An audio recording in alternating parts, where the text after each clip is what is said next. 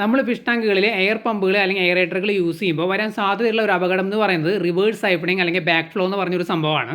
ഇതെന്താ സംഭവം എന്ന് വെച്ച് കഴിഞ്ഞാൽ ഇതുപോലെ എയർ പമ്പുകൾ വർക്ക് ചെയ്തുകൊണ്ടിരിക്കുമ്പോൾ പെട്ടെന്ന് ഒരു പവർ കട്ട് വരികയാണെന്നുണ്ടെങ്കിൽ ഈ എയർലൈൻ ട്യൂബുകൾ വഴി വെള്ളം പുറത്തേക്ക് റിലീസ് ആവാൻ സാധ്യതയുണ്ട്.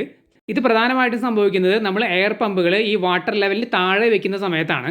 അതായത് ഇപ്പോൾ ഇവിടെ ഞാൻ വെച്ചിരിക്കുന്നത് ശരിക്കും ഗ്രൗണ്ട് ലെവലിലാണ്, അതായത് വാട്ടർ ലെവലിനും താഴെയാണ്. ഇങ്ങനെ വെക്കാനായിട്ട് ഒരിക്കലും റെക്കമെൻഡഡ് അല്ല. ഇങ്ങനെ വെക്കുന്ന സമയത്താണ് പവർ കട്ടോ എന്തെങ്കിലും വരികയാണെന്നുണ്ടെങ്കിൽ ഈ എയർലൈൻ ട്യൂബുകൾ വഴി വെള്ളം തിരിച്ച് ഈ ഒരു പമ്പിലേക്ക് വരാൻ സാധ്യതയുള്ളത്. ഇപ്പോൾ ഞാനിവിടെ ടെമ്പററി ആയിട്ട് വെച്ചിരിക്കുന്നതാണ്. കുറച്ച് നേരം ഈ ഒരു അക്വേറിയത്തിൽ, അത് കഴിയുമ്പോൾ നമ്മൾ തൊട്ടടുത്തുള്ള വേറൊരു ടാങ്കിലേക്ക് മാറ്റും. അത് കഴിയുമ്പോൾ പിന്നെ നമ്മൾ ഔട്ട്ഡോർ ടാങ്കിലേക്ക് കൊണ്ടുവയ്ക്കാറുണ്ട്. പെർമനൻ്റ് ആയിട്ട് നമ്മളൊരു സ്ഥലത്ത് ഇത് ഫിക്സ്ഡ് ആയിട്ട് വെച്ചിട്ടില്ല. പല സ്ഥലങ്ങളിലേക്കും ഇതുപോലെ മാറ്റി മാറ്റി വെക്കുന്നതുകൊണ്ടാണ് ടെമ്പററി ആയിട്ട് നമ്മൾ ഗ്രൗണ്ട് ലെവലിൽ വെച്ചിട്ടുള്ളത്, അതായത് വാട്ടർ ലെവലിന് താഴെ വെച്ചിട്ടുള്ളത്.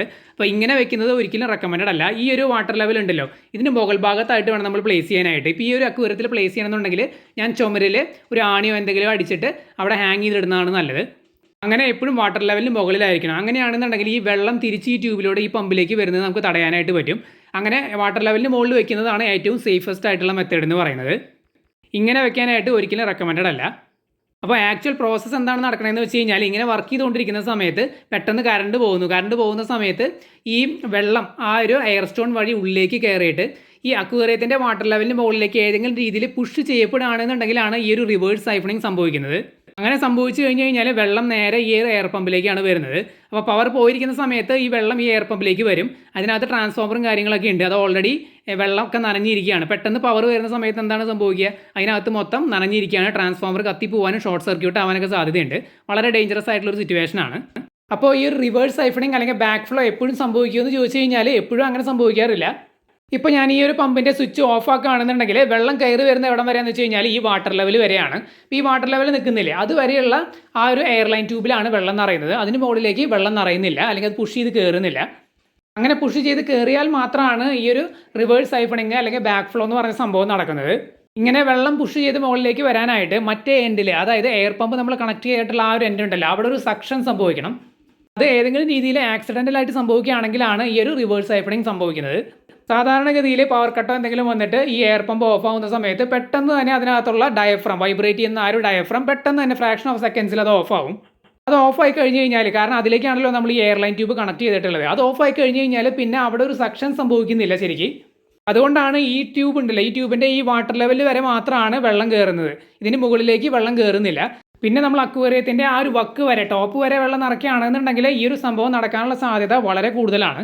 എൻ്റെ എക്സ്പീരിയൻസിൽ ഇതുവരെ ഈ ഒരു എയർ പമ്പ് ഞാൻ ഗ്രൗണ്ട് ലെവലിൽ വെച്ചിട്ട് റിവേഴ്സ് സൈഫണിങ് സംഭവിച്ചിട്ടില്ല. പക്ഷേ ഇത് ഒരിക്കലും റെക്കമെൻഡഡ് അല്ല. ഇത് ഉണ്ടാവാൻ സാധ്യതയുള്ള ഒരു സംഭവമാണ്. അതുകൊണ്ടാണ് എപ്പോഴും സേഫ്റ്റിക്ക് വേണ്ടിയിട്ട് നമ്മൾ അത് മുകളിൽ തന്നെ ഫിക്സ് ചെയ്യണമെന്ന് പറയുന്നത്. മാത്രമല്ല എയർ പമ്പുകൾ എഫക്റ്റീവായിട്ട് വർക്ക് ചെയ്യാനായിട്ടും എപ്പോഴും ഇത് ടോപ്പ് ലെവലിൽ തന്നെ, എയർ പമ്പുകൾ നമ്മൾ ടോപ്പ് ലെവലിൽ തന്നെ, വാട്ടർ ലെവലിന് മുകളിൽ തന്നെ പ്ലേസ് ചെയ്യണം. അപ്പോഴാണ് പ്രോപ്പറായിട്ടുള്ള ഒരു എയർ ഫ്ലോ എയർ പമ്പിൽ നിന്ന് ഉണ്ടാവുള്ളൂ എന്നാണ് പറയുന്നത്.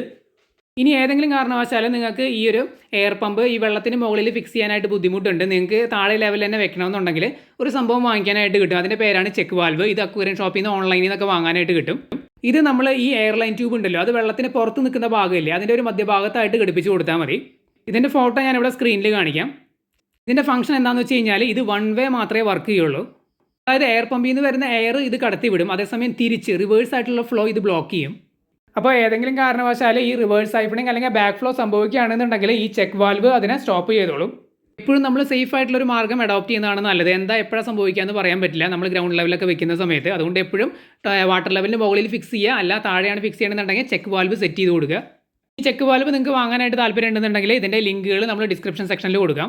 ഇത് ഞാൻ നേരത്തെ പറഞ്ഞു ഒരു സൈഡിലേക്ക് മാത്രമാണ് ഫ്ലോ വരുന്നത്. അപ്പോൾ അത് അറിയാൻ വേണ്ടിയിട്ട് ജസ്റ്റ് ഒന്ന് ഊതി നോക്കിയാൽ മതി ഏത് എൻഡിലാണെന്നുള്ളത്. ഒരു എൻഡിൽ ബ്ലോക്ക് ആയിരിക്കും, മറ്റേ എൻഡിൽ എയർ ഫ്ലോ ഉണ്ടായിരിക്കും.